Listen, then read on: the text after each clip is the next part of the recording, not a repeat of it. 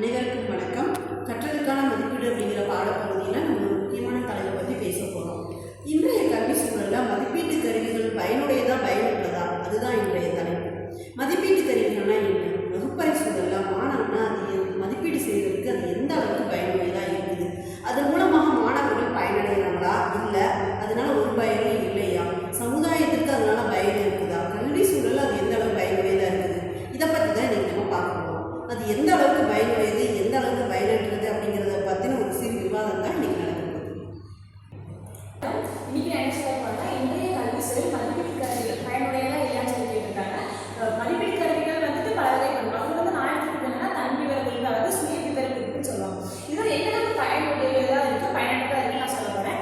தன் விவர குறிப்பிடாத தன்னை பற்றி நாமளே வந்து ஒரு கொஷின்ஸை வச்சு நம்ம எந்த அளவுக்கு நம்ம வந்து குவாலிஃபைடா இருக்கோம், இல்லை எந்த அளவுக்கு நமக்கு பயனுடையதா இருக்கு பயனற்றதா இருக்கு அப்படிங்கிறத வந்து நம்மளே தெரிஞ்சுக்கிறதா வரும். எக்ஸாம்பிளுக்கு பார்த்தா பேப்பர் பென்சில் டெஸ்ட் சைக்காலஜி நம்ம பார்த்துக்கோம். இது வந்து பயனுடையதுன்னு சொல்றதுல நம்ம பயனற்றதுன்னு தான் நான் சொல்றேன். ஏன்னா குழந்தைங்க லெவலில் ஸ்கூல் லெவலில் பார்க்கும்போது அந்த குழந்தைங்களுக்கு அந்த கொஸ்டினுக்கு அந்த அளவுக்கு ஒரு அவேர்னஸ் இருக்காது. சும்மா சீரியஸாக எடுத்துக்க மாட்டாங்க. ஏன்னாலும் இது என்ன வேலைனாலும் சும்மா அது முழுசாக கூட படிச்சு பார்க்க சும்மா கடனைக்கு இது பண்ணி தருவாங்க. அப்போ வந்து அவங்களுடைய வந்து டேட்டா அந்த வந்து 100% உண்மையானதாக இருக்காது. அட் சேம் டைம் அவங்க மீனிங் வந்து சில குழந்தைங்களுக்கு புரியாமல் போகலாம். முழுசாக அந்த கொஸ்டினை படிச்சு பார்த்து அதுக்கு அவருடைய அர்த்தம் வந்து தவறாக புரிஞ்சுட்டு அது வந்து தப்பாக மதிப்படிக்கு அது கன்செப்ட் தர மாதிரி இருக்கும். அதனால வந்து அது வந்து 100% அது வந்து உண்மையான டேட்டாவாகவும் அது வந்து ரொம்ப பயனுடையதாகவும் இல்லைன்னு தான் நான் சொல்லுவேன். அப்புறம் என்னன்னு பார்த்தோம்னா இது வந்து அவங்களுக்கு சைக்காலஜி பற்றி நம்ம ஒரு கொஸ்டினையும் படித்து பார்க்கும்போது அதுக்கு கரெக்டான என்விரான்மெண்ட்டும் அதுக்கான ஸ்பேஸும் நம்ம கொடுத்து தான் எழுதணும். ஆனால் குழந்தைங்க அப்படி கிடையாது. என்னமோ ஏதோ தட்டு சும்மா நினச்சபடி போட்டு தருவாங்க.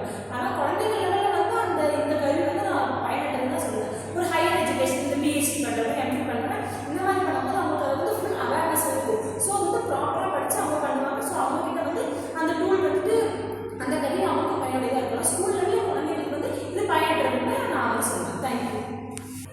கல்வி சூழலுக்கு மதிப்பீட்டு கருவிகள் வந்து பயனுள்ளதாகவும் இருக்குது பயனற்றதாகவும் இருக்குது. முக்கியமாக வந்து இந்த செக்லிஸ்ட் அப்படின்னு சொல்கிறாங்க, அதாவது சரிபார்ப்பு பட்டியல்னு சொல்லி தமிழில் சொல்லுவாங்க. இது வந்து பயனுள்ளதாக இருக்குது. எந்த அடிப்படையில் பயனுள்ளதாக இருக்குது அப்படின்னா மாணவர்கள் நடத்தை ஆளுமை எல்லாம் வந்துட்டு அறிவுக்கு வந்து ஒரு பயனுள்ளதாக இருக்குது. இப்போ வந்து ஒரு கல்வி சூழல் வந்து இந்த கல்வி இருக்கு சேர வர்றாங்க, இப்போ நியூ அட்மிஷன் எடுக்க வர்றாங்க. அப்போ அங்கே இருக்கிற ஹெட் மாஸ்டர் ஆசிரியர் வந்து மார்க் பேஸில் வந்து அந்த குழந்தைய எடுப்பாங்க. ஆனாலும் அந்த சரிபார்ப்பு செக்லிஸ்ட் மூலம் வந்து இந்த குழந்தை வந்து கல்விக்கு தகுதியா இல்லையாங்கிறது முடிவு செய்யறதுக்கு ஒரு முன்னுதாரணமாக வந்து செக்லிஸ்ட்டுங்கிற கல்வி வந்து பயனுள்ளதாக இருக்குது. அதே மாதிரி தான் உற்றுநோக்கல் அப்படின்னா கல்விக்கு மட்டும் இல்லை. இப்போ ஒரு ரோட்லேயே ஒருத்தவங்க நடந்து போகிறாங்க கூட இவங்க சரி இவங்க நல்லவங்களா கெட்டவங்களா, இல்லை இவங்க கேரக்டர் எப்படிங்கிறது உற்றுநோக்கலுக்கு வந்து இது ஒரு மதிப்பீடு செய்யறதுக்கு வந்து உற்றுநோக்கல் கருவி வந்து பயனுள்ளதாக இருக்குது. அதாவது அது வந்து பயனற்றதாகவும் இருக்குது. ஏன்னா ஒருத்தவங்க வந்து கண்ணால் பார்க்கறது மூலமாக வந்துட்டு அவங்க வந்து தப்புன்னு நம்ம சொல்லிட முடியாது. அது வந்து ஒரு பயனற்ற கருவியாக வந்து உற்றுநோக்கல் கருவியை மதிப்பீடு செய்யறதுக்கு இருக்குது.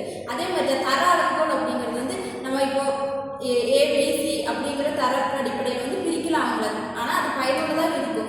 கல்வி சூழலில் வந்து தர அளவுகோல் பயனுள்ளதாக இருக்கும். பின்ன வந்துட்டு சமூக சூழல் அந்த மாதிரி அடிப்படையில் வந்து தர அளவுகோல்ங்கிறது வந்துட்டு இந்த ரேட்டிங் ஸ்கேல் வந்து ஒரு பயனற்ற மதிப்பீடு கருவியாக தான் சொல்ல முடியும். அதே மாதிரி அப்படின்னு சொல்கிறாங்க தன்னார்வ பட்டியல் அப்படிங்கிறது அது வந்து இப்போ ஒரு கல்வி சூழல் ஒரு ஆசிரியர் இருந்தால் அவங்க குழந்தைகளை வந்து அவங்க ஃபுல்லாக மதிப்பீடு செய்ய முடியும். வேறு டிபார்ட்மெண்ட்டோ அவங்க வந்து ஃபுல்லாக மதிப்பீடு செய்ய முடியாது. அது ஒரு பயனற்ற கருவியாக தான் இது இருக்குது. தன்னார்வ பட்டியல் இருக்குது. இப்போது மதிப்பீட்டு கருவிகள் வந்து செக்லிஸ்ட்டுங்கிறது வந்து ஒரு முக்கியமான ஒரு கருவியாக சொல்லலாம். ஏன்னா அது வந்து ஒரு மனுஷனோட ஆளுமை பர்சனாலிட்டி வந்து பயனுள்ளதாக அறியறதுக்கு வந்து ரொம்ப ஹெல்ப்ஃபுல்லான கருவியாக இருக்குது. நன்றி. ஓகேவா?